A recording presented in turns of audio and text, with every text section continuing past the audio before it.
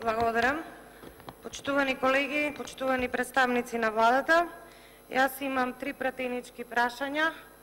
Првото мое прашање ќе го упатам до министерот за транспорт и врски, второто до премиерот, но третото до Министерството за образование, и морам да реагирам, веќе неколку пати се случува да нема представник од Министерството за образование.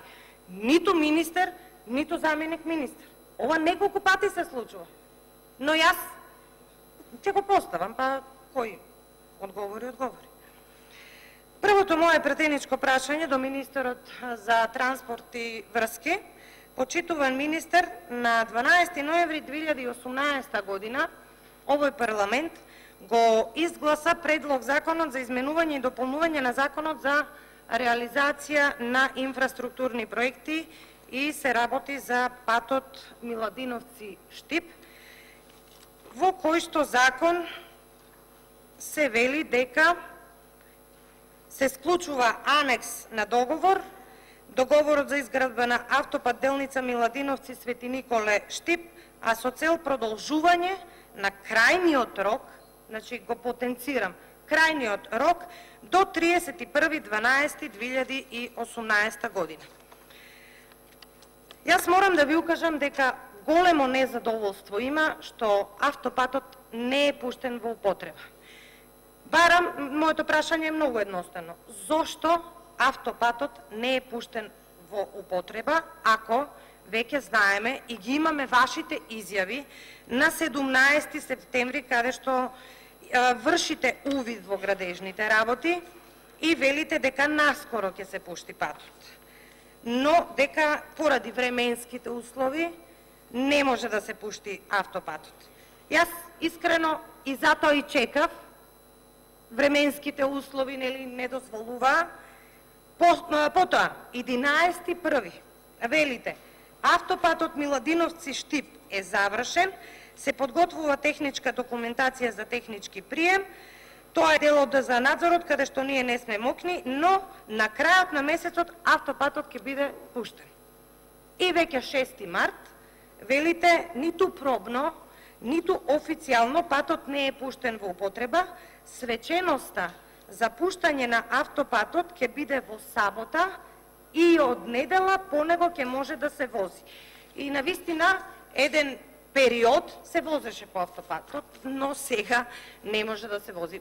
Автопатот е готов, конечно готов.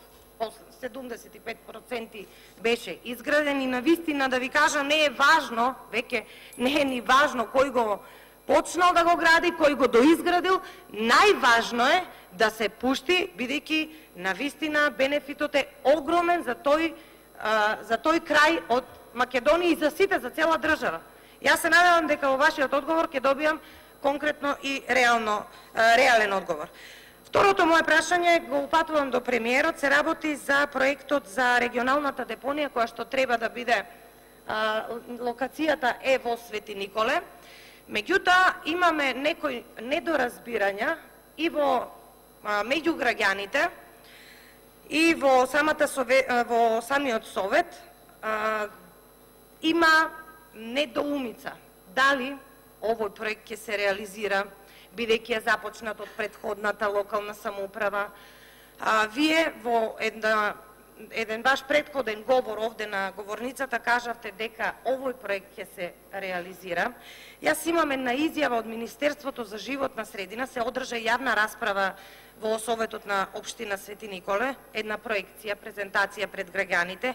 Има дури и иницијатива за референдум, не знам дали знаете. Изјавата е дека со овој проект ќе се воспостави современиот систем за управување со отпад во 18 општини од источниот и североисточниот регион и од општина Свети Николе, и за кој ќе се веќе обезбедени средства од ИПА фондовите од Европската унија, конечно е откочен и е доведен во фаза кога треба да се започне со набавка на камиони, контейнери и изградба на централната депонија. Локацијата ние ја знаеме каде е, село Мечкуевци, Свети Николе. Значи, конкретното мое пратеничко прашање е дали конзистентно стоите на ставот како влада и како премиер дека локацијата е таму село Мечкоевци, општина Свети Николе.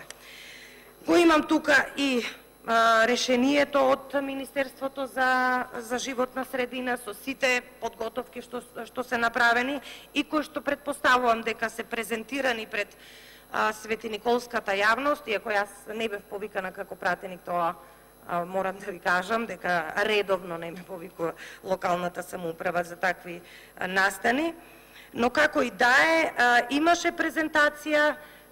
Не знам дали знаете дека голема е недоумицата помеѓу моите сограѓани. Значи, дали останувате на ставот дека депонијата ќе биде во општина Свети Николе, во село Мечкоевци. Третото мое прашање е до Министерството за образование, а се работи за Е-дневникот. Имено Е-дневникот е електронски систем во кој се заведуваат апсолутно сите активности на наставниците, оценки, часови, значи програми, дневни подготовки, екскурзии. Прашањето ми е до Министерот за образование, дали имало тендер, ако имало, која фирма го добила, дали функционира Е-дневникот, да се каже нешто околу неговото функционирање. Знаеме дека Министерството за образование и наука беше изложено на критики по однос на вклучување на тендери во 4 очи. Значи, се надевам дека ќе има представник кој да ми одговори во врска со функционирањето на Е-дневникот. Ја знаеме реториката која што одеше и се уште оди од ова собраниска говорница дека Е-дневник ќе нема. Значи, прашањето е што се случува со Е-дневникот, имало ли тендер, до каде е постапката, ако имало тендер, кој го добил тој тендер, да им објасниме малку повеќе на наставниците кои што навистина не знаат што да прават, бидејќи веќе има добиено насоки да го пополнат Е-дневникот. Ви благодарам.